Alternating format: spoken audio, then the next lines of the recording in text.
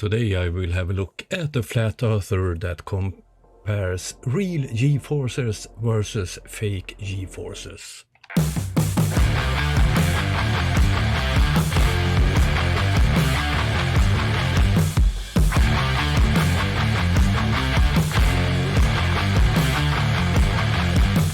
Yes, it's a conspiracy is a new channel for me. It's a flat earth channel. It's have 1600 subscribers, and I will look at several videos.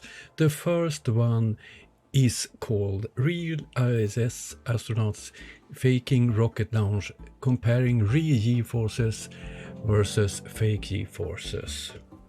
Let's have a look on that one.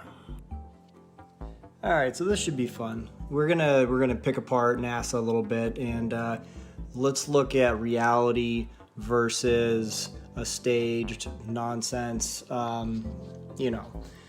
Disneyland ride to dazzle your mind and dazzle your eyes and give you the illusion of people flying into outer space. So we're gonna compare actual G-forces placed upon human beings in a centrifuge on actual airplanes, and then we're going to show you footage of actual rocket launches on the Soyuz rocket, the same rocket that allegedly takes people up for many years now. I think it's at least 20 years, up to the old tin can in the sky, the ISS, which is traveling at 17,000 miles an hour. So what you're going to see is some videos of a few different people, and you're going to see the actual G-forces. Watch their faces. They use this maneuver called the hook maneuver because they have to squeeze their muscles so hard and breathe and make the name, or like the sound hook,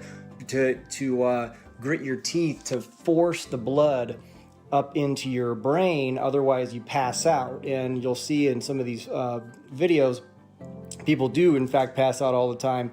And keep in mind, a lot of these astronauts that are going up there to the ISS, they're old, they're skinny, they're not in shape, and these people doing these actual G-forces are typically athletes. They do weight training, they're physically fit, and you got this old lady supposedly going up in that dick-shaped rocket not that long ago with William Shatner. She's like 80 years old. With probably, I think it's 4 or 5 Gs. It's complete nonsense. She's just sitting there twiddling her thumb, and it's all show. It's all make believe.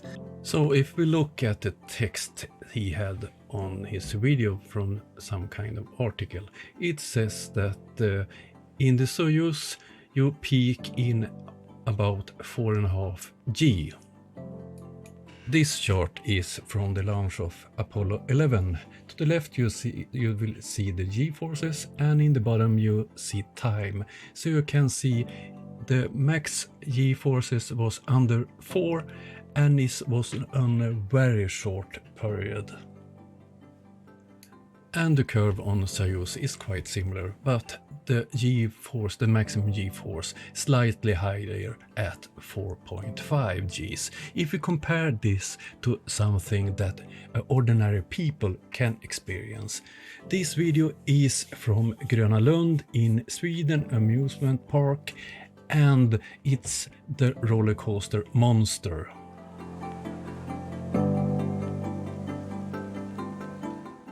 The max G-forces in this roller coaster is, wait for it, 4.5 Gs.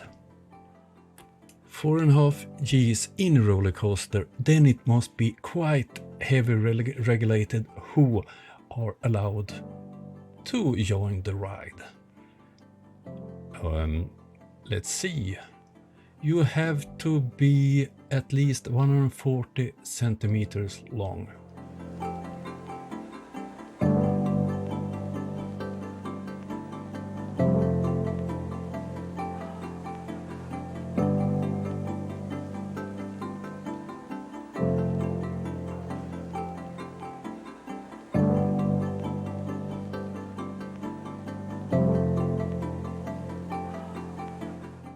So even a 80-year-old lady is able to ride this roller coaster. This is JAS Gripen, a fighter jet made by the Swedish company Saab. And let's have a look at a test pilot at Saab, André, and when here flying.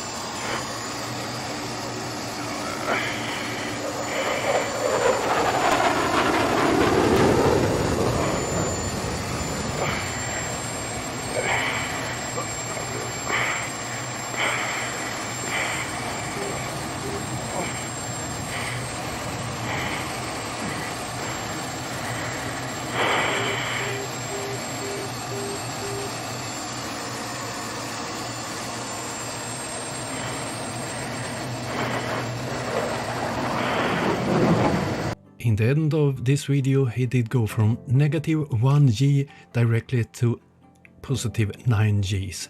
Let's have a look at that part once again.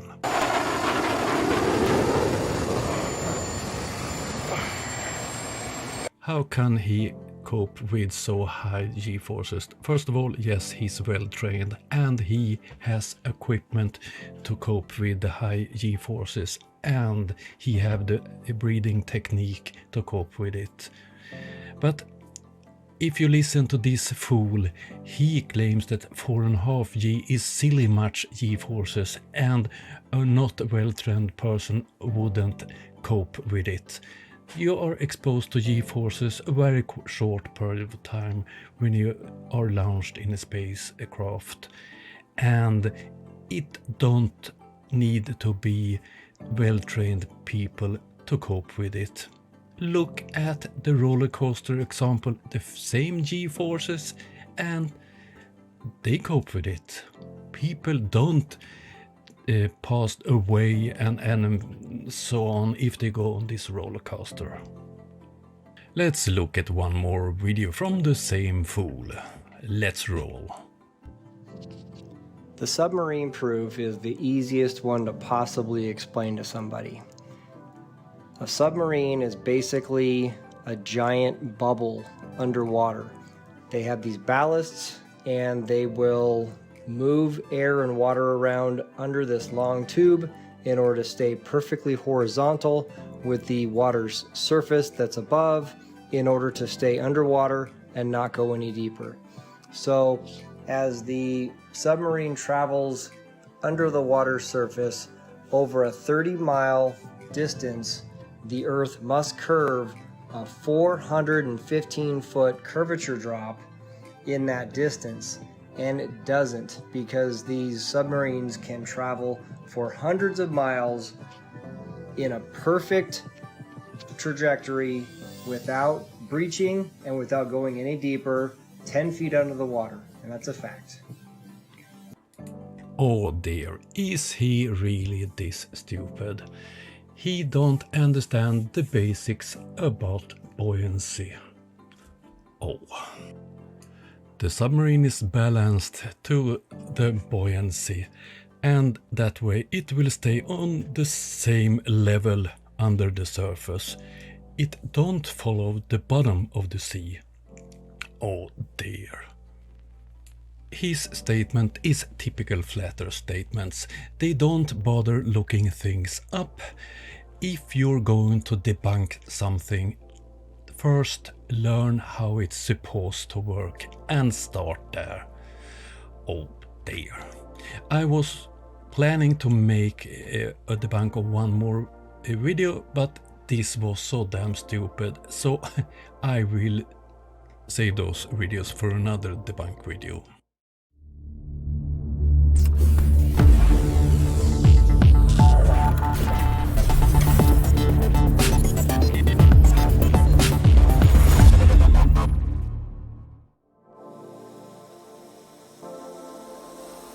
This week I have sent 2 more drones to Ukraine, so now it's 21 drones and 5 power banks. Thank you all. If you want to help me help Ukraine, use PayPal. Link in the description.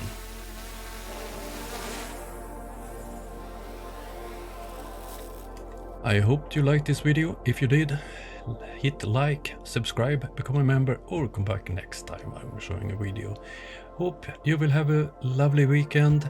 See you all next week. Bye.